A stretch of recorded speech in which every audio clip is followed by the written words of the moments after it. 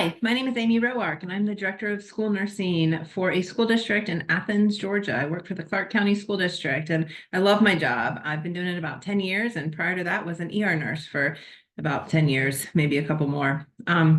Just as much of an opportunity to make an impact in the lives of students in school nursing as there was literally saving lives in the ER. So I'm very passionate about this field, and one of the areas that I think makes the most difference in the success of our role as a school nurse is our ability to communicate. So I'm going to just share a brief overview of some communication skills that are very helpful to be successful in the role of a school nurse. The number one thing I, believe it or not, think is the key to effective communication is the art of knowing how to listen. So listening to the person you're talking to and being perceptive about how they are receiving the information makes a big difference in the overall effectiveness of communications. We listen with our eyes by making eye contact. We listen with our body language, by not being distracted, by paying attention when somebody's talking to us. We listen with our mind. We think about what somebody's saying. We process that information. We don't tune out when somebody's talking to us. And we listen with our heart. We try to be empathetic in our conversations. We try to put ourselves in the shoes of the person we're talking to help understand situations a little bit better. All of these acts of listening make for more successful communications in every area of your work. The reason why this is so important as a school nurse is because we communicate with so many different types of people, and different types of communication styles are needed. So we may be talking to a student, whether they're verbal or nonverbal. We may be talking to a student's parent, to their grandparents, to a nursing colleague, to a school administrator. And every conversation we have, even if it's the same content we're delivering, may need to be different based on the audience that we're delivering it to. So a lot of our kids in schools may be living at home with a grandparent. And so we know that sending a text message or an email to a grandparent is probably going to be a missed communication. That warrants a phone call. So really identifying who our audience is and making sure that we are communicating in a way that they are able to receive that communication and understand that communication, whether it's as basic as language or method of communication, is a really important factor to consider. We may need to get something across to a classroom teacher. Well, classroom teachers are very busy. They are not at their computer or their phone all day. They're hands-on in the classroom with children. So we may need to walk down and have a face-to-face conversation with that individual.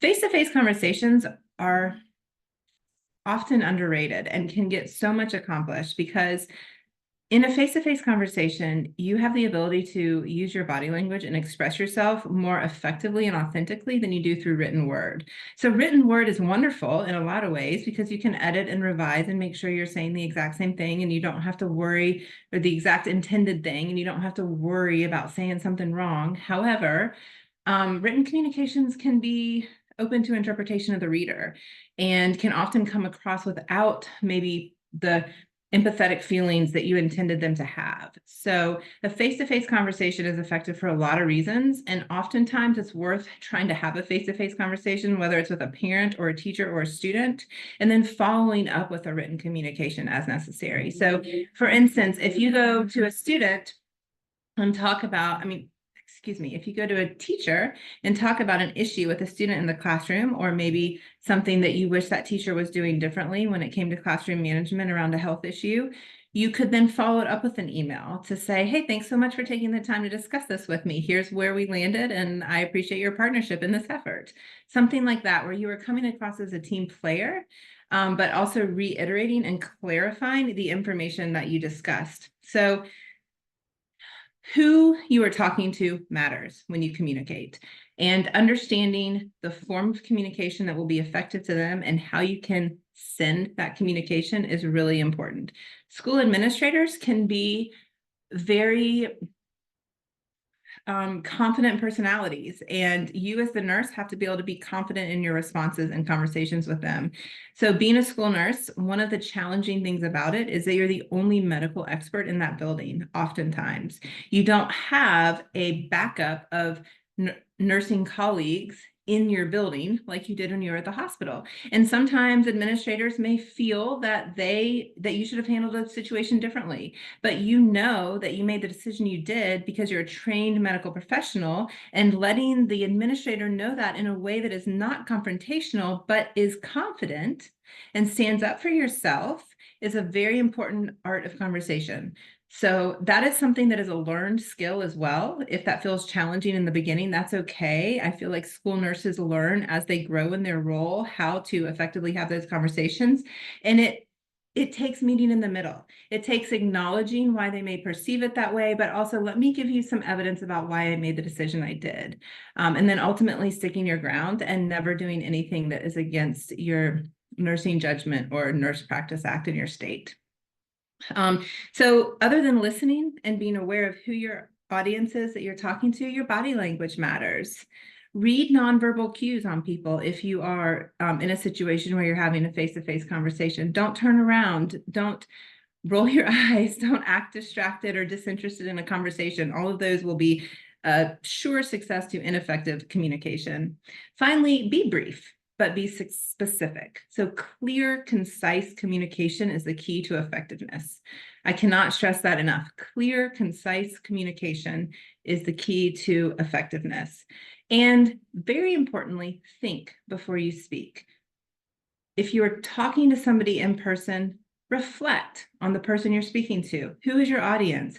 What kind of situation are they in right now? How are they going to receive this information that I'm giving them? Maybe it's hard news, maybe it's not, but it's helpful if you can try and picture yourself in their shoes and on the receiving end of that information. When you are communicating with grandparents, it's very different than communicating with teenagers. So the teenagers are going to want a text format, something quick that they can respond to. That's great. They understand that language and it works for you as well. Just be sure that as you move forward in your role as a school nurse, that you remember to listen, that you remember to be clear and concise in your communication, that you remember to always respond. That is the final piece, is to close communications when needed. So instead of leaving somebody wondering if a task was completed or if something was followed up on, it's always a good idea to loop back to that individual who was requesting it and say received and done, or got it, thank you. Just letting them know that whatever they were asking of you was completed. So I have faith that we can all be strong communicators in our roles as school nurses, and it is a learned skill. There will be missteps along the way, and that is okay. But knowing your audience, remembering to listen, and being empathetic and communicating from your heart in a clear, concise manner is the key to communication success. Thank you so much.